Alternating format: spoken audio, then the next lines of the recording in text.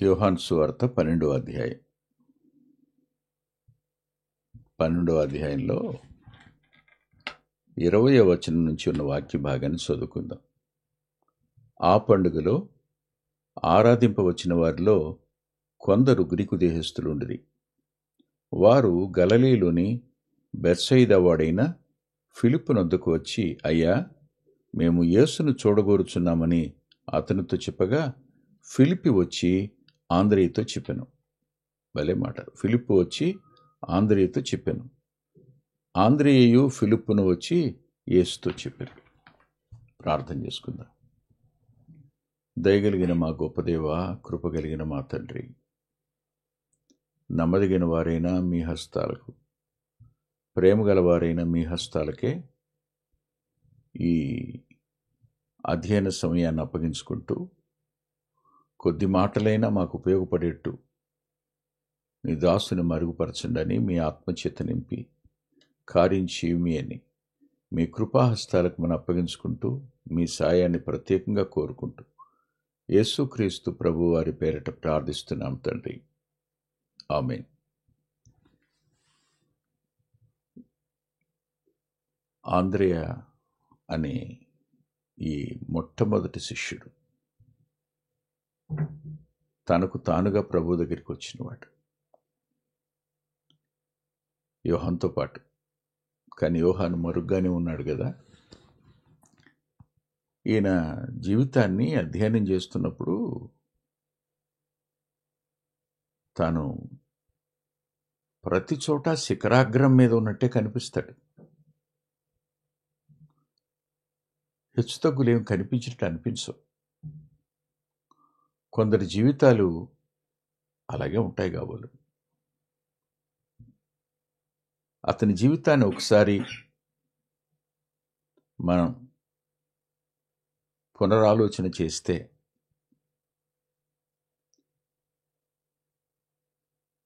యోహాను గారిని విడిచి ప్రభు వద్దకు వచ్చాడు. ప్రభుతో బస చేశాడు. ప్రభు ఎవరో గ్రహించాడు. ప్రత్యక్షత నొందిన ఆంద్రేయ వెలుగును గురించి, జీవాన్ని గురించి సాక్ష్యం ఇచ్చిన సాక్షి దగ్గర నుంచి వెలుగు వద్దకు, జీవం వద్దకు వచ్చేసిన వాడైన ఆంద్రేయ, ప్రభువును గురించిన ప్రత్యక్షత పొందిన ఆంద్రేయ అతను. అక్కడ కూడా శిఖరాగ్రం మీద ఉన్నట్టే కనిపిస్తాడు. ఆ మీదట వెంటనే తన సహోదరుడైనటువంటి సీమోన్ని ప్రభు దగ్గరికి తీసుకుని వచ్చాడు. అక్కడ కూడా శిఖరాగ్రం మీదే కనపడతాడు. తాను పొందినటువంటి పరసంబంధమైన మేలు, యూదులందరూ ఎదురు చూస్తున్న ఆ గొప్ప వ్యక్తిని కలుసుకున్నానన్న సంతోషం, ఇతరులతో పంచుకోవాలి అనే ఓ తపన, ఇతరులకు చెప్పకుండా ఉండలేని ఒక పటిష్టమైన ఆశ ఆయనలో కనిపిస్తాయి. అక్కడ కూడా శిఖరాగ్రం మీదే కనపడతాడు. ఆ తరువాత మనకు ఆయన కనిపించే చోటు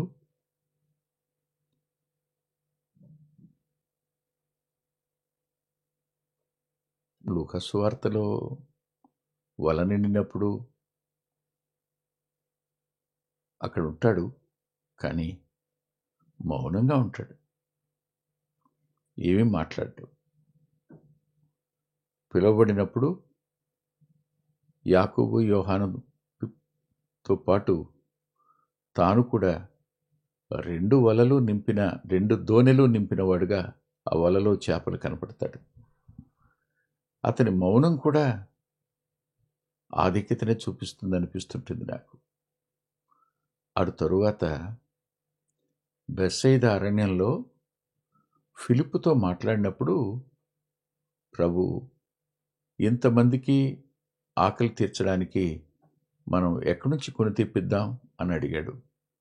ఎక్కడ అనే పదానికి ఫిలిప్పు జవాబు చెప్పలేదు, కానీ ఎంత అని అడగని దానికి మాత్రం జవాబు చెప్పాడు. అప్పుడు ఆంద్రయ్య ఇక్కడ ఓ చిన్న పిల్లవాని వద్ద 5 రొట్టెలు 2 చేపలు ఉన్నాయి, కానీ ఇవి ఎంత అంటాడు. అంటే ఇవి ఎంత అంటే అవి చాలా తక్కువ అనే ఉద్దేశమే కానీ ఇవి ఎందుకు సరిపోతాయి, వేస్ట్, అలా కాదు. అది కాదు. అంటే అవసరతకు ఎక్కడ కొంచెమైనా కొంచెం మొత్తంలోనైనా ఉన్నదో ఆ ఉనికిని కనిపెట్టిన వాడుగా అన్ని వేల మందిలో ఆంద్రయ్య మరలా శిఖరాగ్రం మీదే కనిపించాడు. అంత మాత్రమే కాదు. ఇప్పుడు చూడండి దయచేసి, ఈ 12వ అధ్యాయంలో గ్రీకు దేశస్థులు వచ్చారు. వారు యూదులై ఉండి గ్రీకు దేశంలో ఉన్నవాళ్ళు కాదు, మర్చిపోకండి మాట. వారు స్వతసిద్ధంగా గ్రీకు దేశస్థులే. గ్రీకు దేశస్థులు అయ్యుండి వారు ప్రభువును చూడడం కోసం యెరూషలేముకు వచ్చారు. యెరూషలేమునకు వారు రాగా వారు ఫిలిప్పు నొద్దకు వెళ్ళారు. ఫిలిప్పు నొద్దకు ఎందుకు వెళ్ళినట్టు? గ్రీకు దేశస్థులు ప్రభు శిష్యుల పేర్లు అప్పటికే ప్రఖ్యాతి వహించి ఉంటాయి కదా. ఫిలిప్పు అనే పదం గ్రీకు దేశంలో ఒకానొక వ్యక్తికి చెందిన పేరు, ఒకానొక రాజు యొక్క తండ్రి పేరు. ప్రపంచాన్ని జయించాలని బయలుదేరిన అలెగ్జాండరు గ్రీకు దేశస్థుడు. అతని తండ్రి పేరు ఫిలిప్పు. కాబట్టి ఆ పేరును బట్టి అతని వాళ్ళు వచ్చి కలుసుకున్నారు, అప్రోచ్ అయ్యారు. వచ్చి మేము ప్రభువుని చూడాలి అని అడిగారు. ఫిలిప్పు ఇప్పుడు కూడా తనకు తాను ఏమీ చేయలే, ఆంద్రయ్య దగ్గరికి వచ్చాడు. ఎందుకని? ప్రభువు దగ్గరికి ఎవరినైనా దేన్నైనా తీసుకుని రావడానికి ఎవరికి అవకాశం ఉంది? ఆంద్రయ్యకేనమాట. అవును కదా, ఆంద్రయ్యకి. ఆంద్రయ్య రక్త సంబంధిని ప్రభు దగ్గరికి తెచ్చాడు. రొట్టెలు చేపలని ప్రభు దగ్గరికి తేవడానికి కారకుడయ్యాడు. ఇప్పుడు అన్యులను కూడా ప్రభు దగ్గరికి తేవడానికి తానే సమాయత్తం అయ్యాడు. ఇది ఆంద్రయ్య జీవితంలో శిఖరాగ్రాల మీద కనపడుతున్న పరిస్థితి. మొట్టమొదటిసారి ప్రభువే సురోఫెనికే ఆ స్త్రీ దగ్గరికి వెళ్ళాడు, అనురాల దగ్గరికి. అది ఆయన వాగ్దాన భూమిని విడిచిపెట్టి వెళ్ళి అన్య ప్రాంతంలోనికి వెళ్ళి ఆమె ద్వారా శిష్యులకు గుణపాఠం చెప్పాలి అనుకున్న ఓ అద్భుతమైన క్రియాత్మక సందేశం అది. ఇప్పుడు ఈ గ్రీకు దేశస్థులు ఫిలిప్పు దగ్గరికి వస్తే ఫిలిప్పు ఆంద్రయ్య దగ్గరికి వచ్చాడు. ఫిలిప్పు ఆంద్రయ్య ఇద్దరూ కలిసి ప్రభు దగ్గరికి వచ్చారు. వచ్చి గ్రీకు దేశస్థుని పరిచయం చేశారు. పరిచయం చేయాలనుకున్నారు. వాళ్ళను మీరుండండి, మేము వెళతామని. అప్పుడు ప్రభు అన్నాడు, మనుష్య కుమారుడు మహిమ పొందవలసిన గడియ వచ్చింది.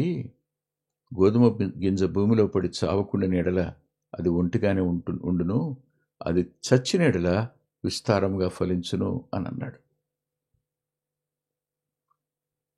ఈ మాట చెప్తూ ఆయన తాను నెరవేర్చబోయే శిలువ బలియాగాన్ని గురించి చెప్పి మరో మాట కూడా చెప్పాడు. తన మరణ పునరుద్ధానాలను గురించి కూడా ఇక్కడే చెప్పాడు. అపవాది ఓడిపోతాడనే సంగతి చెప్పాడు. అది 31వ వచనంలో ఉంటుంది. బయటికి తోసివేయబడతాడని. అయిన తరువాత వీళ్ళతో చెప్పిన అత్యున్నతమైన మాట ఏమిటంటే, మనిషి కుమారుడు పైకెత్తబడినప్పుడు అందరినీ తన యొద్దకు ఆకర్షించుకుంటాడు అనే మాట చెప్పాడు.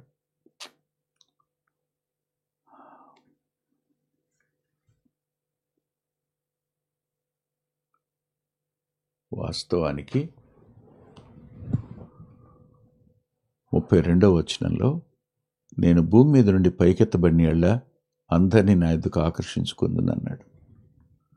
మత్తయి సువార్త 15వ అధ్యాయం 14వ వచనంలో, ఆ సురేఫెనికేయ స్త్రీ ప్రభు దగ్గరికి వచ్చినప్పుడు ఆయన అన్నాడు, నశించిన ఇశ్రాయేలు వద్దకు వచ్చానమ్మా ఇప్పుడు నేను అని. అన్ని జనుల కోసం రాలేదు అనేది కాదు. ఆయన భూమి మీద శరీరధారిగా ఉన్నప్పుడు తన వారుగా అబ్రహాము సంతానంగా ఏర్పరచుకున్న వారితోనే ఉన్నారాయన. వారి మధ్యనే తన కార్యాలు చేశారు. వారికి తన బోధలు వినిపించారు. ఆయన బోధలు విన్నవారిలో అన్యులు కూడా ఉండుండొచ్చు. అందుకే అంటాడు, వారు గ్రహింపకుండానట్లు ఉపమాన రీతిగా చెప్తున్నాను అనే పదం. అంటే అన్యజనుల రక్షణకు ఒక సమయం ఉందని. యూదులు ముందు నమ్మవలసి ఉంది. ఆయన ఎవరో నమ్మాలి. కానీ వారు ఆయన్ని నిరాకరించారు. అన్యులు వెతుక్కుంటూ వచ్చారు. కానీ అన్యులు ధర్మశాస్త్రపు కాడి కింద లేరు. ఆయన పాపాన్ని, అపవాదిని, లోకాన్ని గెలిచిన గెలుపులో అన్యులకు కూడా పాలుపంపులు ఇవ్వడం కోసం ఆయన గోధుమ గింజ భూమిలో పడి చావకుండా నీడల అది ఒంటిగానే ఉంటుంది, అది చస్తే విస్తారంగా ఫలిస్తుంది అన్న సత్యాన్ని ఆంద్రేయకు, ఫిలిప్కే చెప్పాడు.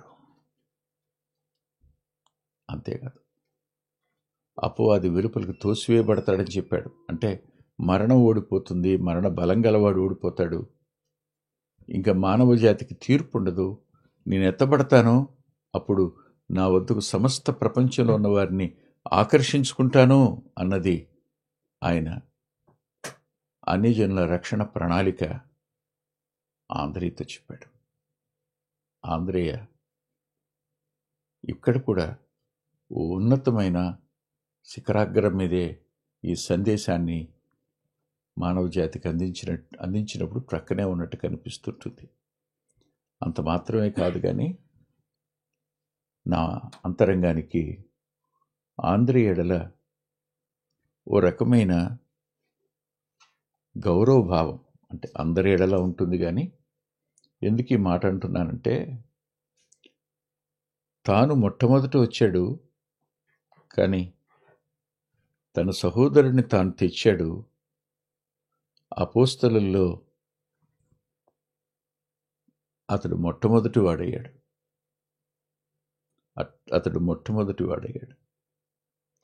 తాను తెచ్చినవాడు, తన వెనక వచ్చినవాడు తనకంటే ముందువాడు కావడం అనేది ఓర్చుకోవడం ఎవరి వల్ల అవుతుంది చెప్పండి? ఎంత అన్నదమ్ములైనా నేనే తెచ్చాను, నేనే పరిచయం చేశాను, నేనే ఉద్యోగం ఇప్పించాను, నేనే సమాచారం చెప్పాను, నేనే అప్లికేషన్ తెచ్చిచ్చాను, ఈ మాటల కదా మనం మాట్లాడతాం. కానీ ఇక్కడ కూడా ఆయన ఆ ఉన్నతమైన శిఖరాగ్రం మీదే కనిపిస్తాడు.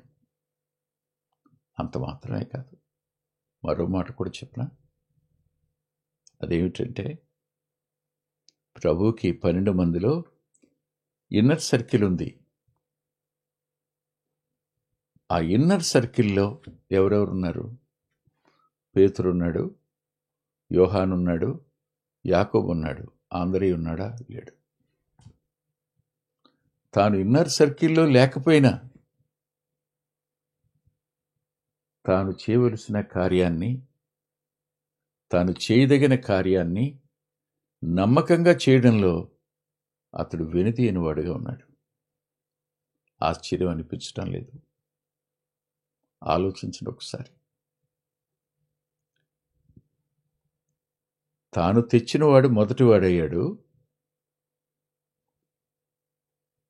తనతో పాటు వచ్చిన వారు 3 అంతరంగికులయ్యారు, తనొక్కడు వెలుపలి వాడయ్యాడు. శిష్యుల్లో ఉన్నాడు, కానీ ఆంతరంగికుల్లో లేడు. ఇది రెండవ మాట. ఇంకా మూడవ మాట మరింత ఆశ్చర్యం కలిగించే మాట. అదేమిటి అనంటే, అతను 4వ వాడుగా పిలువబడ్డాడు. శిష్యుల జాబితా చూసినప్పుడు 4th వన్ అతను 4వ వాడు. మరి మీరే ఊహించండి, మొదటి స్థానం దక్కకపోయినా, అంతరంగికుల్లో స్థానం దక్కకపోయినా, ఆయన ఎక్కడ ఉంచితే అక్కడ, ఆయన ఎక్కడ రాస్తే అక్కడ ఉండడానికి ఇష్టపడిన వ్యక్తిగాను, అంగీకరించిన వ్యక్తిగాను, నమ్మకత్వాన్ని కోల్పోని వ్యక్తిగా ఆంధ్రే కనపడడం నిజంగా శిఖరాగ్రం మీద ఉండడం కాదా? ఆఖరి మాట చెప్తాను. మీకు సిలువ ఆకారం తెలుసు కదూ. ప్రభు సిలువ ఎలా ఉంటుంది? ఓ నిలువు కొయ్య, ఓ అడ్డ కొయ్య కదూ. పేతురు సిలువ ఎలా ఉంటుంది?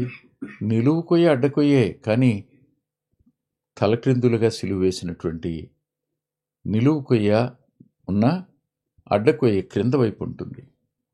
కానీ ఆంద్రేయ ప్రభులాగా కానీ పేతురులాగా కానీ తాను మరణించడానికి ఇష్టపడలేదని నిన్ను చరిత్ర చెప్తున్నది ఏమిటంటే, ఎక్స్ ఆకారంలో ఉన్న సిలువ మీద అడిగి మరీ తను సిలువ వేయించుకున్నట్టు 2 చేతులు 2 కాళ్ళు, తల పెట్టుకోవడానికి చోటు కూడా లేనివాడుగా అతడు తన ప్రాణాలు విడిచాడని లేఖనం చరిత్ర చెప్తుంది.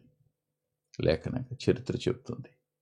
ఇక్కడ ఎక్స్ని చూసిన ప్రతిసారి క్రాస్ ఆఫ్ ఆండ్రూస్ అంటారు. వాస్తవానికి లెక్కల్లో ఏదైనా ఒక దాన్ని మనం తీసుకోవాలంటే ఎక్స్ అనుకుందాం అంటాం కదా. అంటే ఎక్స్ అన్నది ప్రామాణికం. శిష్యులలో ఓ ప్రామాణికమైన వ్యక్తి ఆంద్రేయ. ప్రభు మరణ పునరుద్ధానాలకు సాక్షిగా ఉన్నాడు. అనేకులను ప్రభు దగ్గరికి తెచ్చినవాడుగాను, ప్రయాణించినవాడుగాను, ప్రాణం పెట్టినవాడుగాను కనిపిస్తున్న ఈ ఆంద్రేయ నిజంగా ఉన్నత శిఖరాగ్రం మీద కనపడతాడు. దీనత్వంలో, తగ్గింపులో, ఓర్చుకోవడంలో, తన వంతు తాను నమ్మకంగా చేయటంలో ఎన్నడూ సడిగినట్టుగా కూడా కనపడదు కదా. మరి ఇటు కృప ప్రభు మనకు కూడా దయచేస్తే ఎంత బాగుండు. మనకు ఇచ్చిన స్థానంలో మనం నమ్మకంగా పనిచేయడానికి ఆయనే మన ఎడ తన కనికరాన్ని చూపునుగాక. ఆమె తల్ల ఉంచుతాం.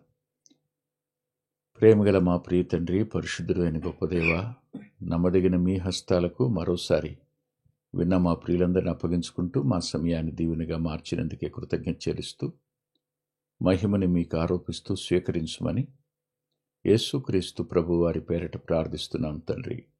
ఆమేన్. ఆదివారం నాడు ఉదయం 9:30 గంటలకు లైవ్లో కలుసుకుందాం. దేవుడు మిమ్మల్ని దీవించును గాక.